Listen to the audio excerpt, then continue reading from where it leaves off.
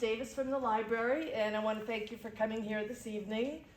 It's great to be co-hosting this program with the Energy Committee and the Municipal Electric Department.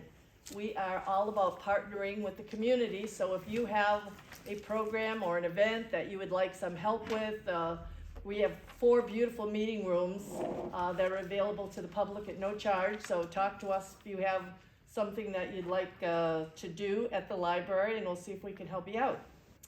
So I'm here to introduce Eli Roxby to you.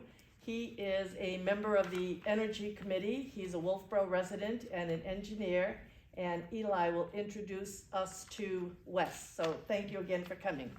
Thank you. Alrighty. Thank you, Joyce. Thank you. So we are happy to have Wes Gollum here today. He's one of our state's and region's energy leaders. So first, before I talk about Wes, I want to do a quick plug for the Energy Committee. Sorry about that, but no, go for it. So the mission of the Wolfboro Energy Committee is to identify opportunities for the town of Wolfboro and its residents to save energy, reduce greenhouse gas emissions, and to work to assure that cost-effective energy efficiency practices and greenhouse gas reduction strategies are implemented town-wide. So our guest speaker tonight came because we were contacted by some of the residents asking for more information about reduction in energy costs, and so that's how we're sort of combining with the Energy Committee. So some of the projects we've been working on, some of you guys saw, Dick just passed around, we have just installed a new EV charger down by the train station. And we've also been setting up a system for measuring and tracking town's energy usage so that we can start our reduction goals. That's a big thing we're working on. We had someone this summer set up a system so all the municipal departments' energy, electricity, oil, propane are all being tracked.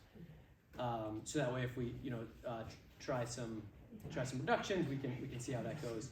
We're also evaluating solar and renewable options for municipal, and we've got a bunch of other interesting projects. So, if you'd like to learn more about the committee, where are my committee members? You can raise your hand. Yep, Dick and I are both part of the committee, and so feel free to reach out to us afterwards, and we're happy to get you hooked up with the right people. But it's definitely an interesting and worthwhile part.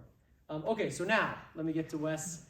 So Wes Gollum is a clean energy and climate advocate, an award-winning educator, and the author of a new book and video series, Warm and Cool Homes, Building a Comfy, Healthy, Net Zero Home You'll Want to Live in Forever. Okay, there it is.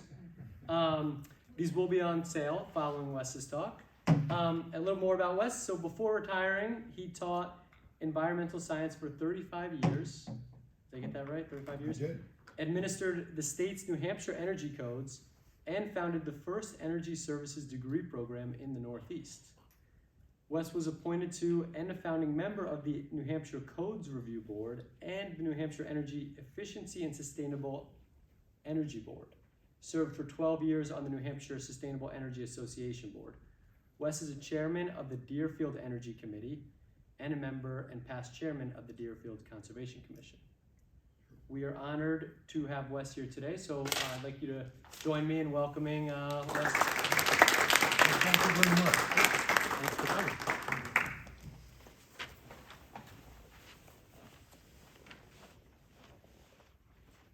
Wow, this is great. Thank you. Thanks to all the various organizations, Wolfboro Energy Committee, Municipal Electric Department, and the library for having me. And this is a first for me. I've been doing all these on Zoom, and I feel a little bit free. This is great. Welcome to, I'm really glad to see real people in the flesh. So thank you for coming. He told you a little about me. I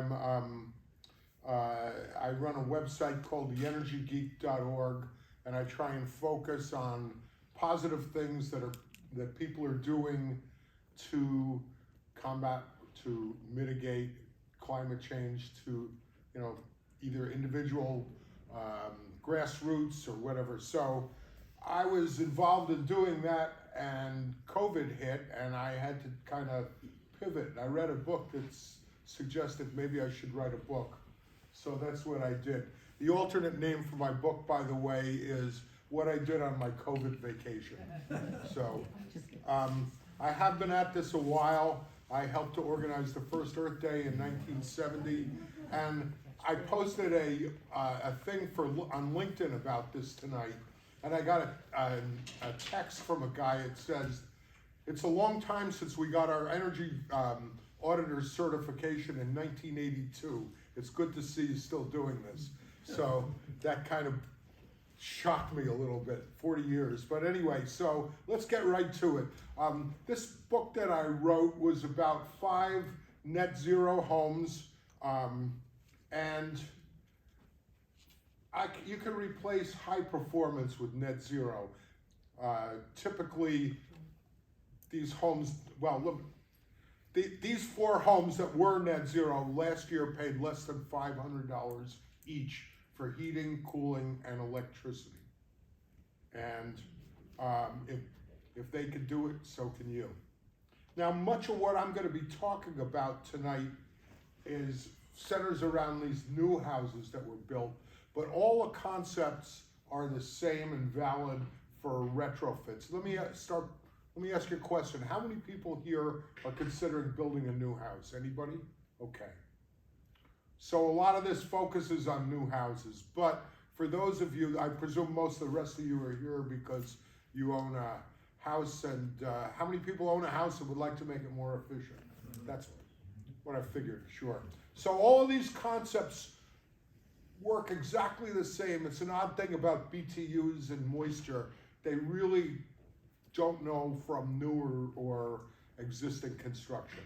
So let's look at the big picture though. Part of why we have to do this, there's chairs over there. Part of why we have to do this is to decarbonize our society. And there's a plan out there, or a concept of how to do this. And conceptually, this is what it is. We start with energy efficiency, and what that means is using only as much energy as we need to do a particular task, to get the work done, whether it's heating or lighting or whatever. The second leg of the 3-legged stool is electrify. Typically, when we convert from fossil fuel from a internal combustion or from combustion to electricity, we save about 1/3 right off the top, just in the conversion. And the third leg of the stool is to generate that electricity through sustainable means. And that's exactly the recipe for a high-performance home, whether you're building a new one or retrofitting. Start by everything that's going to be related to energy, making it as efficient as possible. The shell of the house, the appliances. Convert from fossil fuel to electric, and add solar or other forms of sustainable energy. Typically, in this part, in New England, it's solar. I mean, very few places have wind or water that are adequate sources. So one more thing, I'm going to refer to a net zero ready home, and that's a home that is net zero minus the solar. So it's high performance, it's got everything but the solar on it. And so this is a chart of a variety of ways of evaluating a home. And this is the numbers on the sort of toward the left there are what's called a HERS rating. And the lower the number, the more efficient the house is. And you can see 150 up in here. Older houses are typically in this range of 100 or up on the HERS scale. And an Energy Star is about an 85. A net zero ready home is in the 55, 50 range. And a passive house, which is one of the stricter standards, is down around 30, and a net zero energy home is 0, meaning it doesn't use any energy from the outside to heat, cool, and electrify. Oops. And then there's actually one of these houses that I followed as a net positive home, or negative numbers, but he generated more energy last year than his house used, and he actually charges his car with it. I'll get to him though, the house that Jack built, in a minute. So why should we do this? Some of these are very obvious answers. Save money, and it does. More comfortable. The houses, the people have repeatedly told me these houses are the most comfortable houses they've ever lived in. 2 of the 4 people, specifically without my asking, told me that they had health improvements since they moved into these houses. Obviously, lowering carbon emissions, and it's something that you can do. You don't have to wait for a government or a policy or anything. Much of this is low cost that you could do to an existing house, and big bang for your buck. Here's one you may not have thought of, and I'm not sure how it works in Wolfboro because you're on a separate electric company. But for the rest of the world, where we aren't quite as fortunate, when you have solar on interconnected, think about it. In August, when the grid is most taxed, is the time you're producing the most energy and putting it. You're probably not using it on a hot sunny day, putting it back online, and that serves to prop up your section of the grid a little bit. And if we did this enough, it could limit the turning on of the high cost, high coal emitting power plants that are used as backup. And finally, seeing the effect of a war halfway around the world, this may help us to get to true energy independence, not drilling more oil and becoming more dependent on drilling, but on producing it ourselves without having to pay money to petro dictators. So let's get away from that and talk about your house. And what you really need to understand is how heat and moisture move. When you understand that, the rest of it kind of fits into place. So heat moves from warm to cold. People think, well, heat rises, and it does, or cold air sinks, but heat moves from warm to cold, up, down, sideways, doesn't matter. If you've got something warm over here, something cold over here, heat's gonna move from warm to cold like water trying to seek its own level. Cold air is denser than warm air, so it sinks. This is, as I said, often interpreted as heat rising. And then we're gonna talk tonight about the 3 methods of heat transfer and how they affect your house. The first, well, all the 3 are convection, conduction, and radiation, which you might remember from 7th grade science. Maybe you don't. And moisture. And one of the key things you need to know about moisture is that warm air can hold more moisture than cold air. And think about it. You don't feel uncomfortable and sweaty when it's 99% humidity and about to snow, right? But 99% humidity and it's warm. Why? Because if you took that cold air at 99% and took a square meter of it and wrung all the water out of it, and then took the same box of hot air at 99% and you wrung it out, there would physically be more water held in the 99% humidity when it's hot. You know that intuitively, but anyway, so that really matters when we're talking about houses.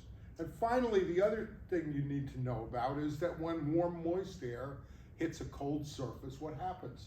It condenses, like on your windows, or as you'll see in other places potentially. So the first thing you want to do basically is define the envelope of your house, whether you're building a new one or you've got an existing home. And this video here features my friend Bob Irving, he's an award-winning net zero home builder, and he helped me a lot in putting this book and video together. And by the way, these little snippets of videos you're going to see are included with the book. Right now there's 15 videos, and we add one every month, or we're trying to anyway. So with The envelope of the house itself. The important thing at this point is this red line here. This defines what we're dealing with. Footing drains all the way up to the roof shingles and everything in between. As opposed to just focusing on the first floor and the second floor and the rooms in them, and ignoring these spaces that are also part of the envelope. The envelope defines the inside from the outside, the ambient temperature of the planet, of the air around you, from whatever you want the living conditions to be inside. In the envelope, this line defines the thermal barrier of the house, the air barrier of the house, and the moisture barrier of the house. And those three things are three components of things that will make a big difference in the comfort in your house and how you live in it. The biggest factor is just awareness, to be aware that these are issues that have to be dealt with. Because in most cases, in standard construction, very few of them are dealt with effectively, or very few of them are even thought about. Our goal is to get you to think about these things and pay attention to them when you're building, and make the changes that you need to get a good, comfortable house. So why don't we stop here for a second? Anybody have any questions so far? Yes, sir. At the start, you said electricity is the most efficient thing to bring to your house. If I had natural gas, which I don't, a lot of people do, how is it more efficient to run that natural gas to the power plant, run a gas turbine, turn a generator, put the electricity through all the transformers and wires to my house, as opposed to burning the natural gas that comes to my house? Well, I'm not talking about wires. I'm talking about ultimately about. Well, back up a second. The conversion from gas to heat is a good one. Is 85-88%, I think, maybe slightly higher. Electric is 100%. There's no. But the gas has to be converted to electricity at the power plant. And there's That's ideally that's a middle step, because you'll notice that the third leg, and the stool's not going to stand without all three legs. The third leg is the conversion to sustainable generation sources. So hopefully we're not going to change things overnight, but hopefully with more solar, the amount of less efficient and polluting production of electricity will drop. I was just comparing the natural gas coming to my house with the natural gas going to the power plant, generating the power and sending the power to my house. The other thing is, I don't know the numbers off the top of my head, but there is significant loss in each of the steps of conversion, where if you have electrical power generation from natural gas is about 33% efficient. So it's from plant gas to to electricity to yeah. your house. Yes. 30. Thanks. But I'm not here to debate which one is more efficient there. If we look at the big picture, and the next step is just as important, which is conversion to a sustainable source. But as I say, I don't know the, Ralph says 33%, so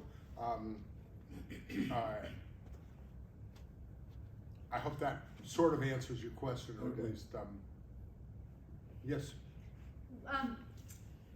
Is it better for somebody to buy an old house and then renovate it to make it energy efficient as possible, or build a new house, which of course means using an enormous amount of new resources? That's a good question, and it's one I really don't have any figures on.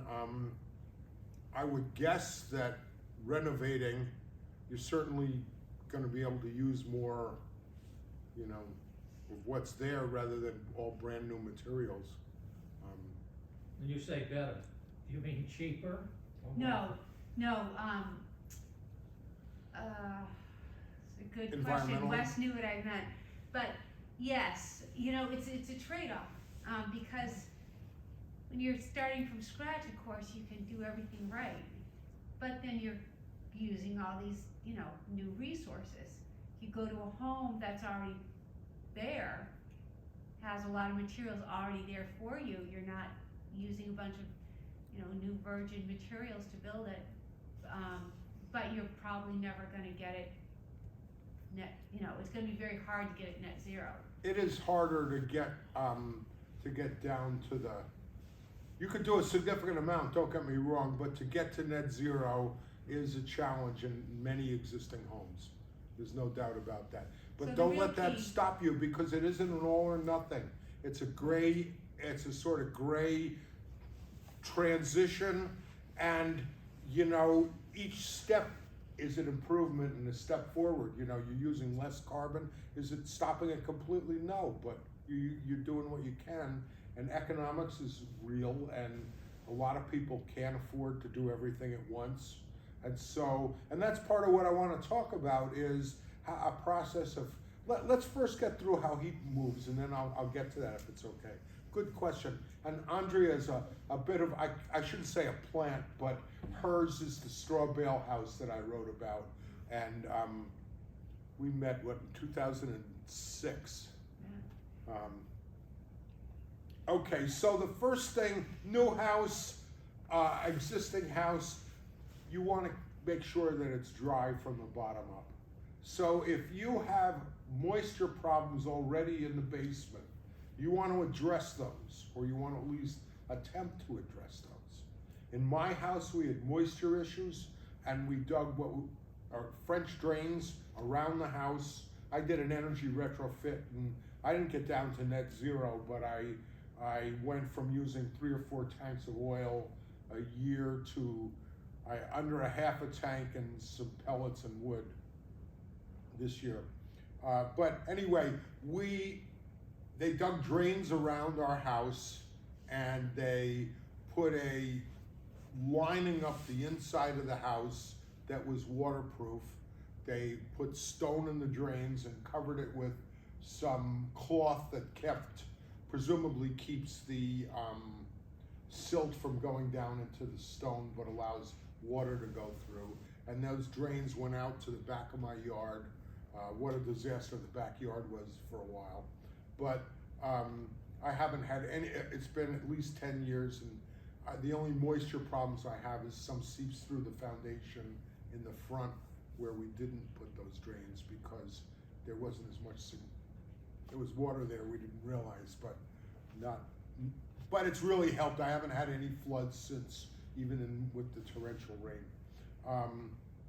But if you have a wet house, if your house is damp, either you take a lot of showers and cook a lot, or you have this moisture problem in the, and so deal with that, and then move on with your retrofit, or if you're building a house, that's what you want to start with.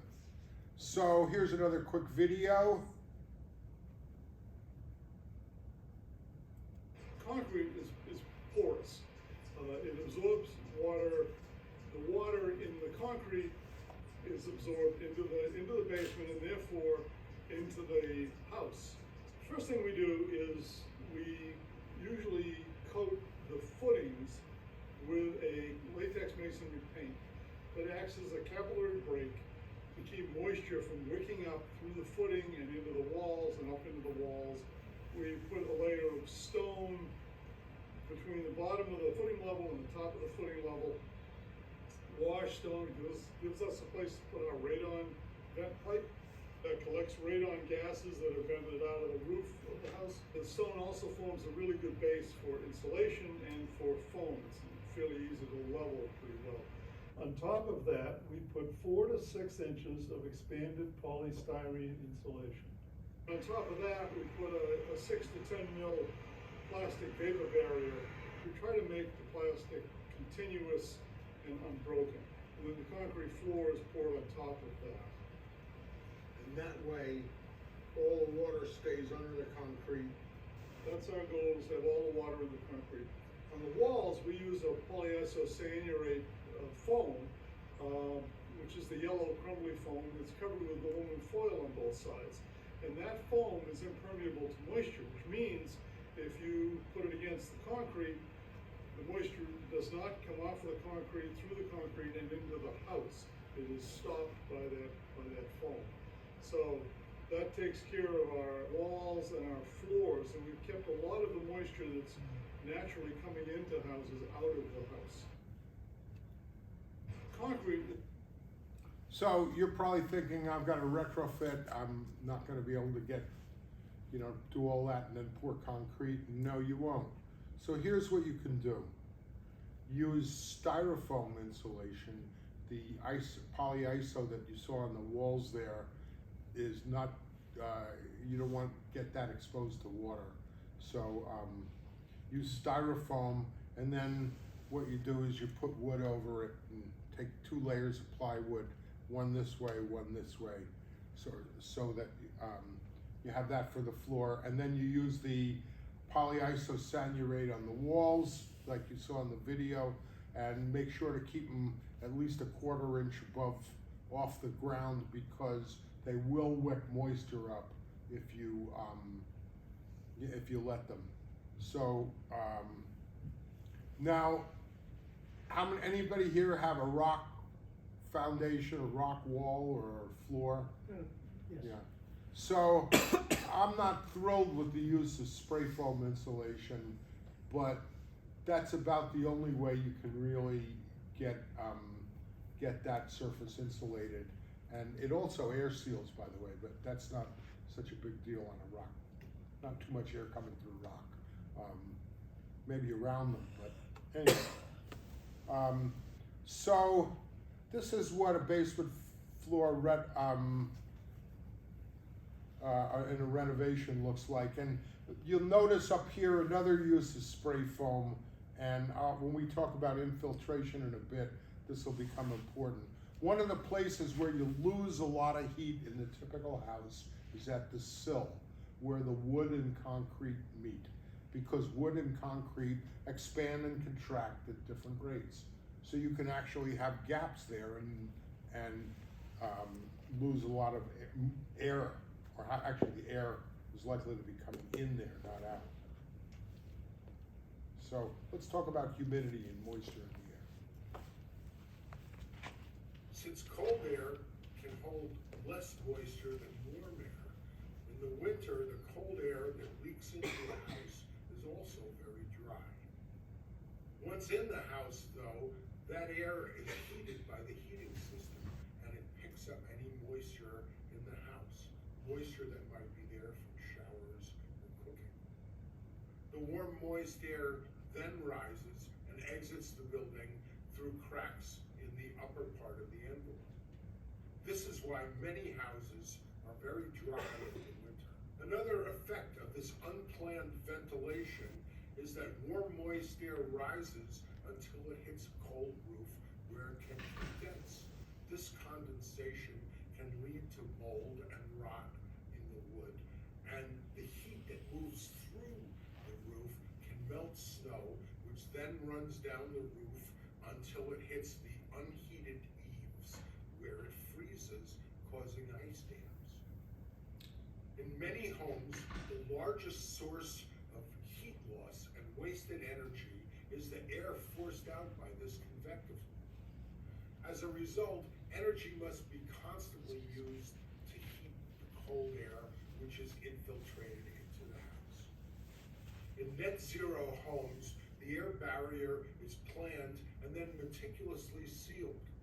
This limits the convective loop, keeping the heat where you want it, in the home. Hi, this is Bob Irving. This is an infrared image of cold air coming into the house where you don't want it. This is an electrical outlet in an outside wall. The coldest part of the outlet is dark blue, and you can see the spikes coming off of that, which change from green to yellow. That indicates cold air coming in from the outside through cracks in the wall and gaps in the sheathing.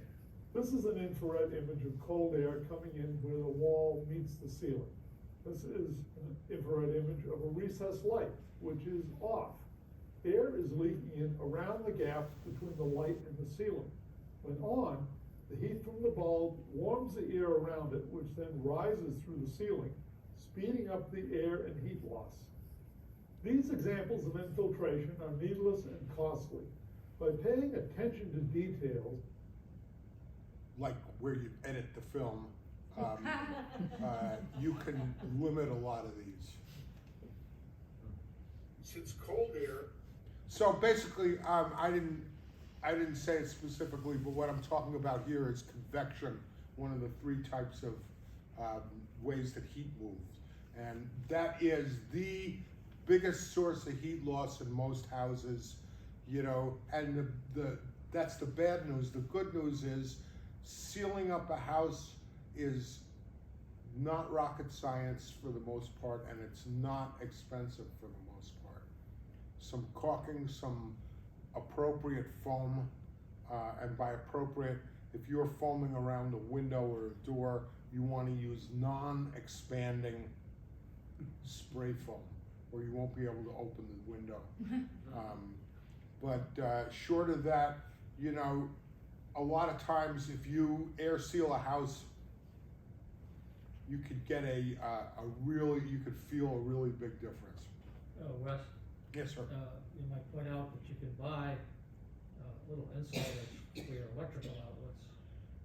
Just take the cover plate off, put the Yep. insulator on, and put the cover plate back on, and that will seal the electrical outlets and the exterior walls. Absolutely. Good point. So what you see here are three different means of air sealing that Bob is using. He seals around the windows with tape, except at the bottom, so that if any water gets in there, it could get out. He uses, well, I should say he used to use, he's moved to something new here, but a gasket, this is what is it, EDPM, is that what it's called, the rubber gaskets? And then on the right is, that blue stuff is a new product called Henry Blueskin.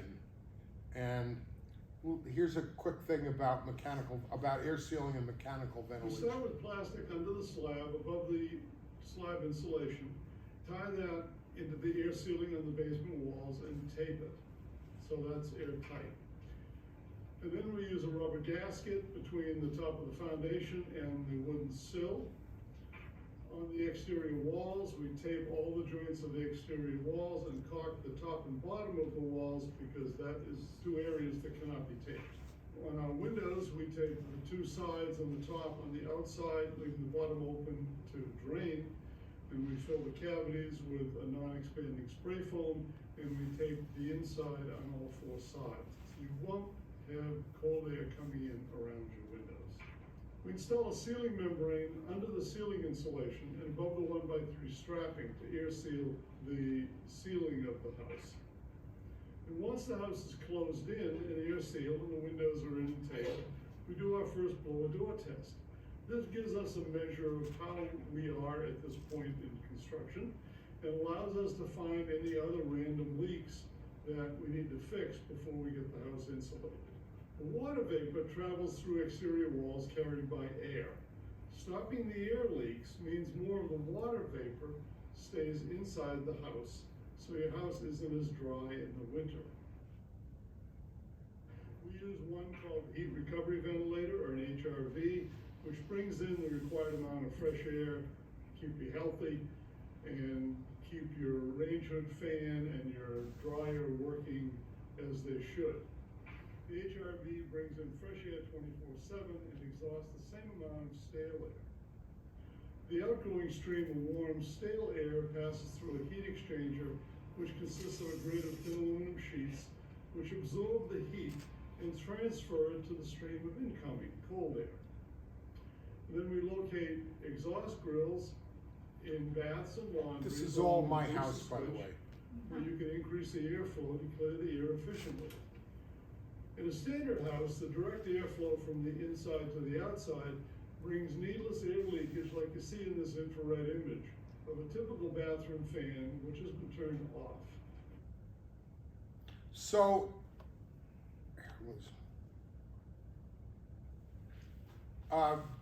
you want to seal your house as tightly as possible. Now, what Bob found, by the way, the house before this, if you remember that HERS scale, was down very low already on the HERS scale. The other way that a lot of times a house gets measured is by the results of a blower door test. And you saw a blower door in there briefly. This is a blower door, and somebody who knows how to use it is your friend in these projects, new or existing construction. With existing construction, you might think of it like a diet.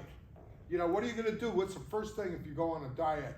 Well, I'm gonna have another ice cream before I start, but what's the first thing you do? You get on the scale and you measure yourself so that you can see what you've done, see the change from your diet. The same thing if you've got an existing house that you want to retrofit. You want to start by putting it on a scale, so to speak. And one of the ways of doing that is a blower door test, which measures how tight your house is. Basically, they put a big well, I'll show you a video about it in a second. But the other thing you want to do if you're doing a retrofit is start with a number of years of your energy bills, all of them, and collect them, and if you possibly can, get several, including but not limited to last year or the last 2 years, because you likely have an anomaly in your typical energy use because you are home a lot more. By the way, I read on the way here that the first year of the pandemic, we actually met the UN climate goals for lowering emissions for that 1 year, because the IEA said the world was down 8% that year. We'd have to do that every year for till 2030, and then eliminate carbon completely to by 2050 to meet their goals. But I just want to point out that these things, you know, somebody said, I don't know if it's even possible anymore. They may very well be possible. Anyway, getting back to this sidetrack, Bob was getting a blower door test, which is very good, of around 1 in his houses. Just to give you an idea, the New Hampshire Energy Code, I think, just went from 7 to 6 air changes per hour. The rest of the country is somewhere around 3. And several states, California and Massachusetts among them, are moving to a code that would essentially be net zero, what we're talking about within the next couple of cycles. So Bob got about 1 air change per hour on the house previous to this, and he did 2 new things on this house you're looking at here. Number 1, he used this material, it's peel and stick, called Henry Blueskin, to replace the taping. And the second thing he did, if you look on the left, he took ice and water shield and ran it up the foundation on the inside, along the foundation to the outside, and then when the walls were built, along the outside of the wall up here. So if you look, there's no way, because it's out here, it's showing a gap, but that's actually adhered to the wall. There's no way that any air can get in. And between these two changes, he cut this house, it was about half an air change per hour. And when you get below, we mentioned mechanical ventilation, but when you get below 3 air changes an hour, as measured with a blower door, you want to have mechanical ventilation, enough to keep keep air moving and keep you healthy. And you may hear that houses need to breathe. It's not true. It's humans that need to breathe. So here's a quick thing on blower doors. We're building a new home, a double wall super insulated house, and we're trying to make it tight so we don't get a lot of miscellaneous air coming in, making it drafty and cold. We have a blower door set up here, and the blower door blows air out So you can find leaks coming in around various places in the house, around doors or windows or whatever. So I'm gonna turn the fan on so you can hear what's going on here.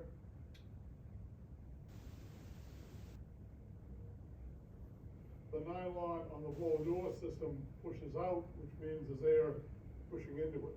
This is a way to test, and you can calculate how much air is coming in the house, how big the holes are in the house, how leaky it is. The goal is to get it not very leaky.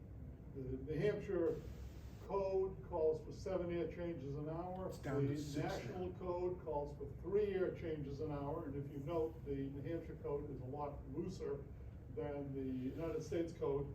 Most of our houses have been around 1 air change an hour. The house is ready for insulation at this point, and the reason we do it at this stage is because some of the leaks you won't be able to find after the insulation is installed. There may be leaks around the windows or in cracks in the walls, or top and bottom of the walls, and you need to find them so you can seal them before the house is insulated. Hi, Now, I'm Bob Irving. oh, I shouldn't have done that, sorry. I wanted to stop there for 1 second to say, while what he's saying is true, don't let that scare you off. You get a blower door test if you can. Was there somebody here from the Wolfboro Electric Company? Somebody, I thought they were, I'm not sure whether you're eligible. Would you know for New Hampshire Saves work? I think it's, I don't think it I don't is, know. because we're a different electric Yeah, company. yeah, I know. I don't know the answer to that, I don't but, think you can. but, yes, sir. There are companies that will do, you can hire them to do a blower door test. Oh, absolutely, And but, then the question is, okay, Who's I've gonna got the pay for it? blower door, how do I find the leaks? okay, absolutely. Now, 2 things. One is when you get a guy to hire, when you hire a guy to do that, he or she will help you, probably. But the way you do it is you go to each, the way you go to each room and you close the door, you open the door, and while the blower door is on, if it's slammed shut, the harder it's slammed shut, the more likely the more air leaks are there. And then you can go in with if you have a smoke pencil, you can use that, or a candle, or as Bob Dylan said, you don't need a weatherman to know which way the wind blows. A lot of times it's, this works just great, particularly with the blower door on. And you'll find where those leaks are, yeah. Usually a company that's doing a blower door test will use an Infrared infrared camera. called a FLIR. Yep, And will go around inside, as long as there's a significant temperature difference between the inside and the outside of the house. right. So you can do it in winter, or you can do it in summer if you've got air conditioning. But it's difficult in the spring and the Shoulders, fall, Jesus. because you need 20-degree temperature difference between the inside and the outside for the infrared camera to be effective. But then, by just passing the infrared camera around, you can see whether either, if it's winter time, you'll see cold air coming in, or if it's summertime and you've got air conditioning, you'll see hot air coming in. And it's really incredible. When we did the library, we did that I live in Deerfield, and we did that on our library, which is, I wish it was like this, but it's a beautiful old historic building, but doesn't have this kind of facility.